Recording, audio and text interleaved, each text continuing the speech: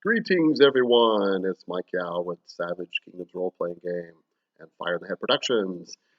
So I thought I would continue this little series I've been doing, the Savage Kingdoms of the West. Decent amount of views, not really a whole lot, but so I wasn't going to do them. That's why I haven't done one in a couple 3 weeks. But I figure I just need to at least do them all anyway, just to have them out there. It does appear that some viewers are at least going back and kind of looking at these things. So what the heck? And actually, for a change, I actually have a free couple of hours right now, so I thought I would do it. So last time we left off with Malovia, the Savage Kingdom of Malovia, and now we're going to Norlund because we're going in alphabetical order, as it were. So today's, and we'll be out of this book as per usual. I'll try to keep this video to 30-35 minutes as per usual. I realize it's a little bit on the lengthy side, but hopefully there's some good information in there, therefore being the point to the video. So that's the core rulebook, Savage Kingdoms 3rd edition. It will be on page 34. So if you look at page 34 in the hardcover book, I feel like this is a class all of a sudden, or page 35 of the digital file, I believe, because it's like off by a page for some reason. You will see the entry, the player character, playable race, the Norish people. So the Norish obviously are a human ethnicity, a human culture. And here's our picture of someone from Norlund that we sort of chose right there. There we go. So as you can see, if you get a very Viking vibe from the Norish people or the people of Norlund, then you are correct. Several people have asked me, it's like you have a lot of Viking type cultures in your setting, and I'm like, that's a pretty good observation because you are correct. So there's Norlund and Scathia, the Thuraki. They don't really have a realm, so there's no place called Thuraki Land or Thuraki Guard, although I guess you could refer to it like that. But just bunch of scattered clans that live in the frozen north. And then you have Volnarok. Those are all very Viking inspired. And then if you really want to stretch it into Malovia, if you're looking at real history, where the sons of Rus went into Russia, then you could even make a point for that. So where does it end, one might ask? So, but if you're looking at sort of pure kind of Denmark, Sweden, sort of Norway kind of triumvirate there, then I would say Norlund, which is the one we're about to cover, would be more close to Denmark or the Danish. Scathia is more closer to Sweden, with a touch of Germany, of course. And Volnarok would be more like Norway. So I think, anyway. Actually, no, I take that back. Volnarok is more like Denmark. Again, this is a really rough equation. Hardly any real, I wouldn't look to it very deeply. Norlund would be like more like Norway. It's easy to remember. Nor, as in north. So, the people of Norlund, I'm going to read the paragraphs in the player character entry. The people of Norlund are roughly based on the Danish. I just literally said that and then I changed it. So, the people of Norlund are roughly based on the Danish Vikings of real-world history, a savage seagoing culture based on raiding, war, and occasional merchant craft. They tend to be tall and sturdily built, with blonde hair, blue eyes, and pale or ruddy skin tones. Ruddy means, kind of reddish. Almost all able-bodied men are warriors to some degree, as are many of the women folk. Norish, sometimes called Norlanders, hold the sea and war god Fragner, and that's Fragner, not Fragnir, most high in their belief system, with Signa, goddess of spring and healing, Jorl, god of fire and craft, Vraden, god or goddess of justice and vengeance, and Androck, god of death and winter, generally following in that order. Norlund is not a unified kingdom as such, with several powerful Jarl kings having carved out their own realms in this rugged, snow-clad territory. More information, I can't see territory correct, I have to always do it British territory. More information regarding Norlund and its people can be found in Section 6, A Brief Gazetteer, which we will be going to momentarily. So there you go, just 3 paragraphs that kind of describe it. I cut down the descriptive stuff a little bit more in this edition to make it just a little snappier. Okay, on to allowable callings. So again, just a quick thing, callings are the equivalent, or not quite as restrictive as classes and class-based RPGs. But it's a little little little more mechanical than the previous edition of Savage Kingdoms that had Life Pass, which were just more kind of a role-playing suggestive thing. So it's kind of in between that, which was the intent. And you don't have to choose a calling. But if you do choose a calling, here are the ones that are available if you choose to play a Norish character, a character from Norlund. Bard, Berserker, Craftsman, Gladiator, Healer, Hunter, Merchant, Noble, Pirate, Sage, Seer, Shaman, Sorcerer, Thief, and Witch. And let's see, and I will qualify those into sort of more cultural. So Bard would really be Scald, would be typically what they refer to a bard in Norlund. Although if you use the term bard, most of them would probably know what you're talking about. And instead of pirate, translate that to raider, sea raider. But again, it's still basically pirate. Everything else is, probably culturally appropriate. So, attribute array. Norish player characters must arrange their attributes of character creation using the following guidelines. So, as you probably know, in character creation in Savage Kingdoms 3rd edition, at character creation at 0 advancement, your total attributes have to be +3 in total. So that means you can have a -2 agility, a +3 physique, +0 magnet. Anyway, all of that has to balance out to +3. Correct, right? So the most you their typical humans starting attributes range from -3 to +3, with absolute maximum being +6. Each human culture has 3 distinct attributes that they're slightly, I guess, better at or more known for. In this case, it's physique. The Norse people can start with only as low as a -2 physique, unless you're like a little baby or something. And then you would have to take and that's a whole different thing. The too young weakness and all that stuff. Or as high as a physique of +4, absolute max being +6. I'm just going to say the 3 ones that they're quote good at. Vigor, they can start with up to +4 and maximum and max out at +6 at some point in their career. And then willpower is another one that's favored for them. They can start as high as +4 and max out at +6. The ones that you start and those you can only start with as low as -2.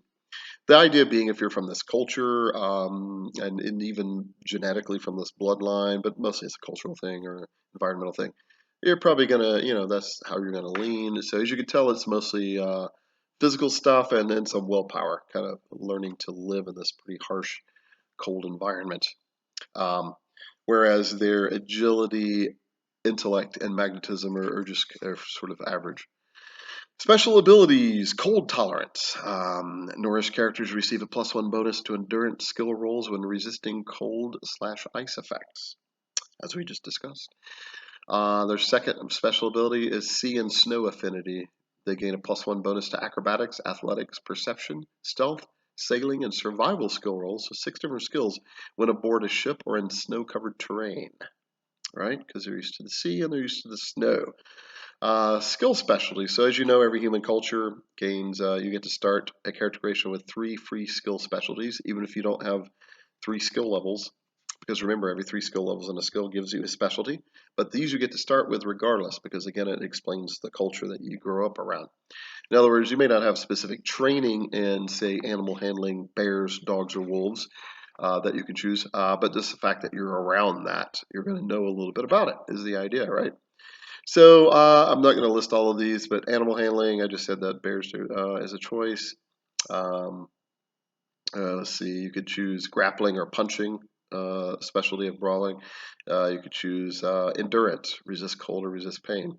And yes, that would add to your racial ability. And this is a good point that comes up occasionally. I hear from players.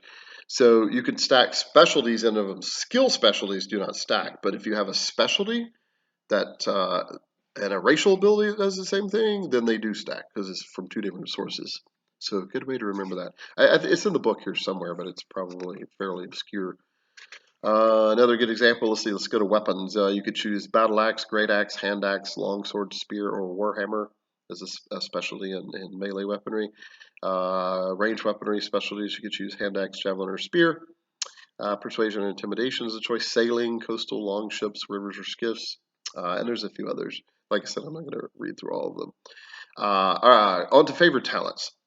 So again, favorite talents mean that you pay 1 point less for that talent.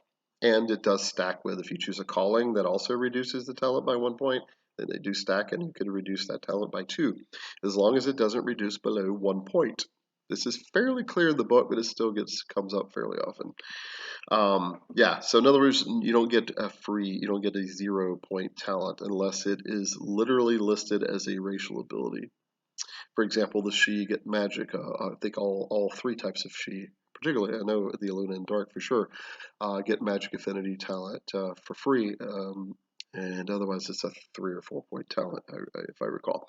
But it's a racial ability. They're born with it. They don't learn it. So that's why it's free. Okay, favorite. So on to said favorite talents. So they get Norish get. I'm not going to read all these, but Norish get a lot of favored battle talents. As you would imagine, it's a warrior culture. Anywhere from bashing blow to fell-handed to muster the horde to punishing charge, shattering blow, shield bash, shield wall, war cry, etc. There's 20 more that I didn't mention. Blood talents, Giant Blood, Frost Giant in particular, and Trollborn, they are favored of them. Mystical talents, Battle Mage, Rune Magic, Sacred Oath, Totem Animal, Bear or Wolf. Favorite social talents, and I'm going to read all these because there's not as many. Social talents, Bard or Scald, Captain, Sea only. So there's 2 choices in the Captain talent. There's like the land-based military captain and the sort of naval captain, and this would be the sea one, the naval one only. Carouser, Champion, Famed, Mariner, Mercenary, Militia, Mountaineer, and Woodsman. Subterfuge talents that are favored, Lampoon, Raider, Smuggler. Other talents that are favored from the other category, Grit, Heroic Strength, Intimidating Physique, Tireless, and Valorous. Okay, favored weaknesses. So if you choose a favorite weakness, you gain an additional point. For example, if a weakness gives you 2 bonus points at character creation to spend for talents or skills, if you choose a favored one, it's of your race. I know it sounds weird, a favored weakness, but just using the terminology that segues into favorite talents keeps it easy. Then you get an extra point. So, and these are for Norish: cursed, enemy, exiled, Gaius/taboo, illegitimate, kinslayer, oathbound, obsession of ale or mead, savage, and too tall. So you can certainly choose other weaknesses that aren't listed, but these are favored ones giving you a bonus point. But again, you can start with no more than 5 points of weaknesses. Right. You can earn others in play, but you don't get points for them. Starting languages, Norish is your native tongue. I know that's a shocker. Plus one of the following if your intellect is -1 or higher: Brithian, Duergar, Gernic, Giant Speech, Old Carnian, or Troll Speak. So those of you who might be a little more used to D&D, Duergar is basically Dwarvish. What's another fancy word I use? Troll Speak. Well, that's pretty obvious. Is I guess in D&D it's just called Troll. Oh no, I speak Giant or something. And then there's Giant Speech. So in Savage Kingdoms, Giant Speech and Troll Speak are actually 2 different things. Trolls are a lot more sort of brutish, and it would be a much more simple or language. And there's a whole deeper in campaign world sort of historical reason for all that as well that I don't have time to go to in this video. Sample names: Grimwolf, Helgrim, Ragnar, Rothgar, Sigurd, Thorgrim, and Wulfric. Those are male. So I give 7 is the pattern, as you may have noticed in the book. I always give 7. I don't know why. I just like 7. It's a magical number. Brunhild, Erica, Gretchen, Helga, Sigga, Valkyra, I think it'd be Valkyra, and Wolfhilda are female suggested or sample names. So if you can't come up with a good name for your character, those are samples. Also good for GMs coming up with NPC names. And then the old trick is, of course, is you can mix match. If you don't like Grimwolf or Helgrim, you could be Hellwolf. You could be Ragnar instead of Ragnar Rathgar. You could be Rothnar. Maybe not. Thorgrim, Wulfric, Wolfgrim. So anyway, the point is, it gives you a way, it gives you a methodology for how the names tend to sound. Norish often use son of or daughter of after their first names, although renowned heroes often take on a kinning, which means a nickname denoting some physical feature or a special deed, such as the Red or Troll Slayer. So, for example, your name might be Grimwolf, son of Hrothgar the Red, or Grimwolf, son of Hrothgar Trollslayer. And it's either your father is Trollslayer or you are. But with kinnings in this culture, kind of like in real Viking culture, the Vikings did have an interesting sense of humor. We seem to have some historical evidence that Eric the Long, instead of being tall or in other ways long, might have actually been the opposite of that. Sometimes when they named Greenland and Iceland, they actually reversed the two so that a lot of tourists or a lot of settlers didn't go to the greener one, which actually was Iceland. So the Vikings were kind of known for that. Again, I'm not saying real world Vikings are exactly the Norish people. They're people from Norlund, but I am taking a lot of that lore uh, to is sort of templating, which I have a video about templating and how it registers in the mind, and that's why world builders I think do well to use templating features in their world building. All right, so a kenning, yeah, I just went over what a kenning is, right? It's just a fancy name for kind of a nickname, an earned nickname. Otherwise, other than the humorous nickname, kennings aren't given for free. I think it's a tendency of sometimes the players to go, "I'm Morden Giant Slayer." It's like, so you're a 15-year-old character that somehow slew a giant. So maybe that's true, but the more realistic background might have been that you helped slay a giant, or the giant was sleeping, or there's some explanation. So unless you really did that, you probably would not have this kenning, particularly in this culture, who will smite you down if you're making up stuff that you can't actually back up. Unlike modern society. So, cultural item, you get to choose with one of the following items at character creation, or two by spending a luck point to complement the rest of your gear that you might start with, that you may purchase. I'll just go over these really quick. Small runestone gives you +1 bonus to magical arts, a magical arts discipline of your choice when performing ritual spells of that type. So, ritual spells only, not just off the cuff casting. Hack silver bracelet or armband worth 10 plus 1d20 silver coins. So basically count that it really is money because that's how it would have been used. Map to remote or mysterious islands such as Innis Nor, Innis Avalard, etc. Horned warhelm, ceremonial mainly, +1 to persuasion intimidation rolls when worn. So it doesn't give you actually any armor, it just makes you look ridiculously intimidating. Excuse me. Rune carved exceptional hand axe, +1 to maximum damage. So in other words, it's exceptional quality. Writing is either the writing on it is either your name or ancestors. The runes. Dwargar made battle axe. It's damaged. It's DL15 crafting roll to repair to exceptional quality. So if you can manage to repair it, it's exceptional quality. 1/4 ownership of a longship, usually docked somewhere on the Norland coast, on the coast of Norland. War banner or pennon from a Brithian knight or lord, +1 to your renown by having it or displaying it. It's probably someone you defeated, would be the idea, but maybe not. Maybe it's an ally. Drinking horn, exceptional quality, filled with honey mead, about 2 pints worth. So yeah, you get to start with one of those, or two if you spend a luck point.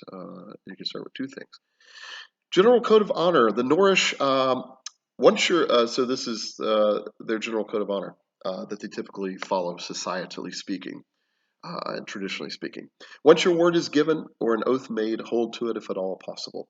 So in other words, if your word is considered an oath, I think sometimes in gaming we have this thing where, well, I didn't really swear the oath or the promise, like, well, but you said you were going to do it, so in a sense you kind of did. Um, yes, it's cool to actually do this big bold oath before the gods. I love that kind of role playing. But remember, if for the most part, if you say you're doing something, that's essentially an oath, right? An oath is just a cool fancy word for a vow or a promise. Do good work, for shoddy craftsmanship is a poor reflection on one's honor. So yeah, they wouldn't purposely do crappy shortcut craftsmanship in general. Maybe not quite to the degree that Duergar are proud of it, but pretty close. Do not steal from fellow clan or tribe members. Only take what you need from others. So you wouldn't steal from. Yeah, that's definitely would have been a no-no. You would be in the very least banished, but probably executed, or at least have a hand removed or something. Um, Avenge a serious insult with single combat, or at least by accepting a gift giving. So serious insult would be single combat, honor duel. But if you were given a gift, an apology gift, usually in public, that might suffice. That's completely up to you. So just a side note on these general code of honors, they are they're vaguely written on purpose. I mean, some of them are, I guess, pretty obvious, but some are kind of vague because I think it's cool that you would interpret it that way, right? That your character should interpret it. Doesn't mean that you necessarily want to loophole it, although if you're playing that type of character, that's kind of cool. But yeah, it's deliberately kind of fairly vague. Avenge any clan or family member with blood or by collecting weregild. So weregild just means man gold. So the man price, what's somebody worth? You killed my son, who is a valuable blacksmith, and so he's probably worth a decent amount of money, especially if he was the only blacksmith in the village. So, or this warrior, it might be worth even more.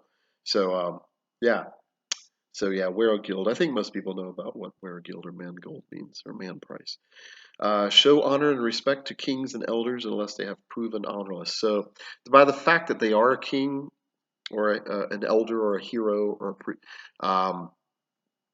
that means you would respect them, right? It's rare that anybody just randomly becomes this lucks into such a position, or just calls themselves randomly that, like when I was talking about Kennings. So the default is to respect that person, right? It's like that person probably 99% chance earned that position, unless they show themselves to be honorless, and then in that case, maybe you were right all along. So yeah, show honor and respect to kings and elders unless they have proven honorless.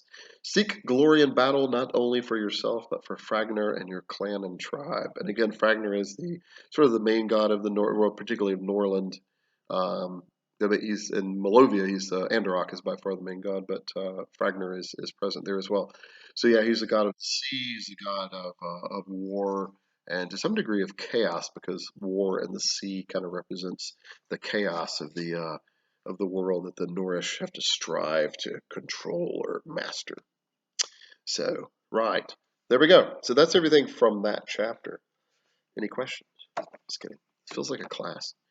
All right, so now I'm going to the Gazetteer chapter.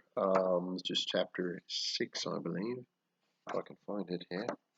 So we're going to check out the Norlund entry as soon as I can continue to stall as I find it. Here we go.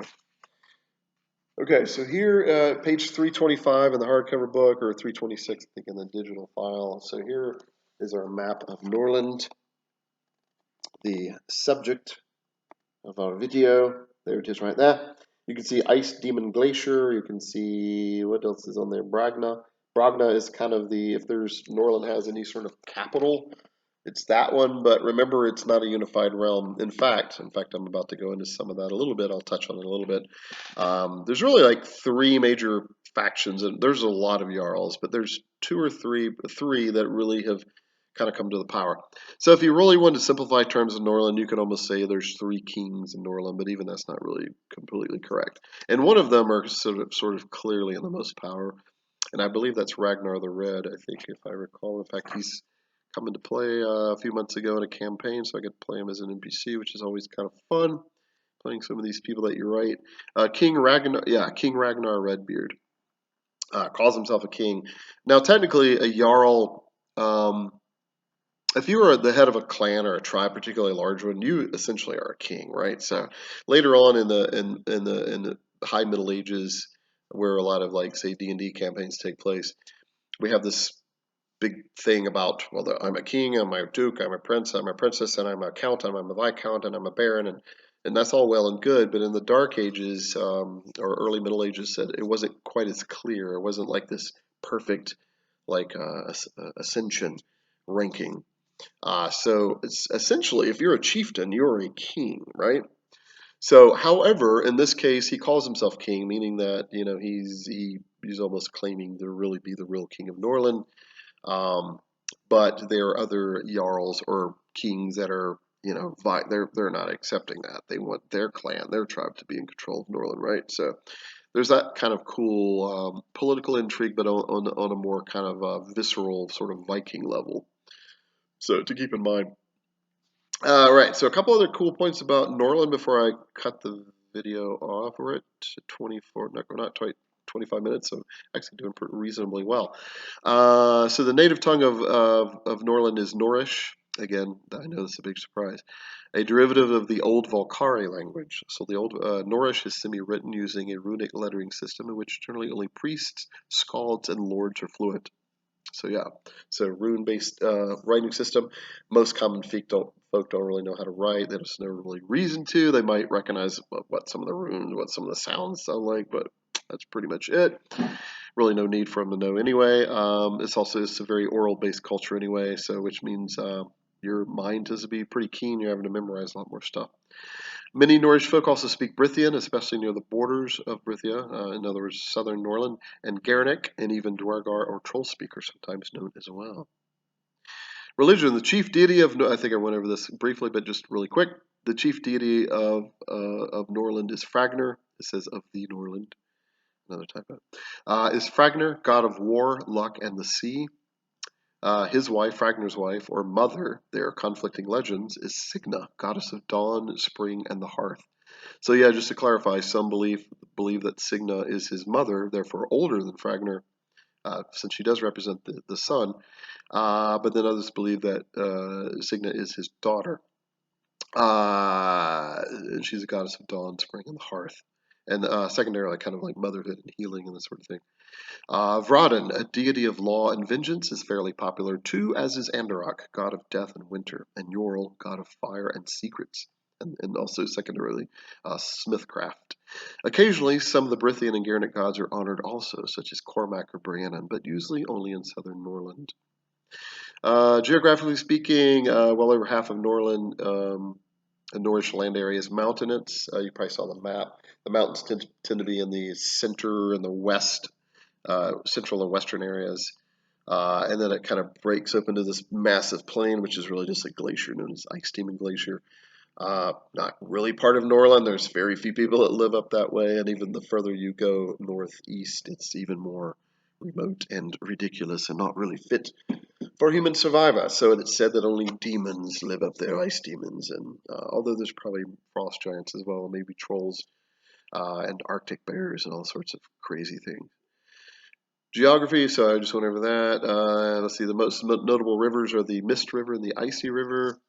The name of the mountains are the Ice Claw Mountains. So the Ice Claw Mountains start in Norland, and they cut all the way across the top part of the continent of Astagonia, almost all the way across the continent. They sort of peter out in central Scathia. So they don't quite reach the sea, the other coast. So interesting to note, and those mountains can get pretty tall. Hence why they're called the Ice Claw. They're clawing. They're made of ice, and they're clawing at the sky. Bragna is considered the capital of Norland, the seat of King Ragnar Redbeard. Like I said, he kind of considers himself the all-king. Although in truth there is no real capital, at least in the traditional meaning of it. Alfheim is a large town in the east on the river, nearly rivaling Bragna for size and importance, and it's also the seat of the Norish of a Norish king or jarl. So there's another one there as well. Vala, Torgard, and Firthport are also somewhat notable settlements. For the Norish are not builders of vast city-states. So some of their towns can get pretty large, like as mentioned. But in the traditional sense of a city, and certainly not a city-state, they don't really quite get to that. They like to kind of spread out. I don't blame them. Denizens, Florida, let's see, reindeer, great elk, brown bears, wolves, occasional Arctic bear, and snow lynx can be found in Norland. The white lotus is said to grow there. It's the only lotus that grows in the subarctics and Arctic. It actually grows in the snow and ice, therefore making it even more rare and magical. It has healing properties. The best healing elixirs in the entire setting are made of white lotus, other than actual enchanted potions where you're literally, like if you have the craft potion talent and know the heal wound spell, you could probably make better than white lotus potions, but only barely so. More supernatural monsters or creatures that might live in the area would be ogre trolls, which I mentioned, great wolves, which are giant wolves or dire wolves, frost giants, ice worms, and even ice demons. Ice worms, not ice worms, but Vonothrax is said to dwell in the north, and he's one of the last elder worms, elder dragons. an ice-breathing dragon who's probably close to 500 years old if he's still alive.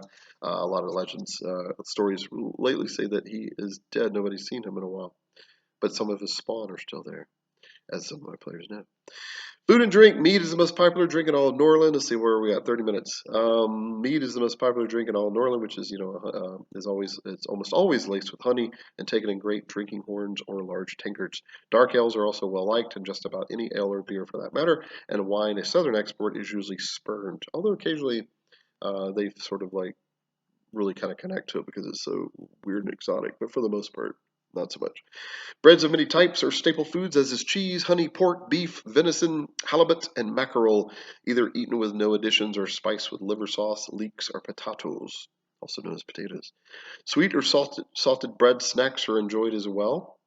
So if you're getting kind of a Danish vibe or big Bavarian pretzel vibe, that's kind of where we're kind of going to the early forms of that. Often decorated with licorice root or vanilla, which is basically the same thing. Notable characters: Ragnar Redbeard, son of Bragnir, is likely the most powerful chieftain or king in Norland. Ulrich Stormborn, son of Ulrich Storm. Let's try that one more time. Take three. Ulrich Stormborn, son of Ulfric, is an up-and-coming jarl whose power is mainly gaining in the south. Interesting note there. The reason I want to get his name right, Ulrich Stormborn, is that was actually a player, one of my early players and playtests. So shout out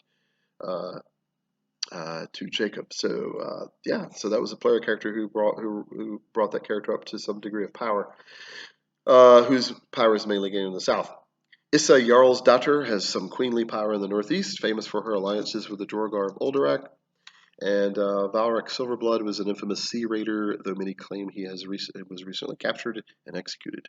But there's also a story that he might have escaped. Although now, suddenly Johnny Depp is a pirate. Trying to be, anyway. Grolf, the bear killer, is a renowned and somewhat feared skald and priest. Alright, so those are the notable characters. Heraldry and Symbology, 32 minutes. King Ragnar's main symbol seems to be a rampant red bear on a gray field, while the primary heraldry of Ulrich Stormborn is a black lion with a lightning bolt on its paws. Issa Jarl's daughter often sports two crossed hammers on a golden field. The symbol of Valric's silver blood and his piratical clan is or was a silver bear with a black skull in its maw. Overall, Norish folk prefer the use of bears, wolves, axes, hammers, and wyrms as in dragons in their heraldry. And when I'm using the term heraldry here, I'm using it somewhat lightly. So this isn't, again, this is not the high Middle Ages heralds having to know ghouls and argent and counter change and that sort of thing, all these heraldic terms that came, which is great, but we're not quite at that. And some of it gets quite silly, honestly. So it's very basic. Have you ever seen Viking movies and they might have like a symbol scrawled on the shield, or even it's just the standard designs they made? In some sense, that is an early form of heraldry. It's showing some allegiance to a clan, or perhaps to a particular fighting unit, or perhaps even to a god, or something like that. So the form of heraldry is fairly basic at this point. But they do recognize the kind of the basic points of like using metals and colors, like you would use yellow or gold on black or on red or on blue, where it kind of stands out on the battlefield, right? So the original point of heraldry was really to be seen on the battlefield. And then later it became more of a, the more subtle uses of it as well. Enemies and allies. Norlund as a whole has several major enemies. The Prithians to the south, who are not so keen on the incessant raider mentality of the Norse barbarians, and less so the Gernic folk to the west across the Knockland Firth, particularly those from the kingdom of Fairland, because they get raided fair often as well. Trolls and frost giants are semi-intelligent foes as well. And I won't go through this whole paragraph. I will spare you that. But just really quick, the Jorgar of Olderak have occasionally been on again, off again, allies of Norlund, or at least particularly some of the Norish Jarls, particularly, what's her face, Issa Jarl's daughter. Issa basically means ice, by the way. Olderak is an ally of sorts, on and off again, I just read that. In addition, the Gernic kingdom of Dalruatha and the Emerald Islands has a peace truce every now and again with the lords of Norlund.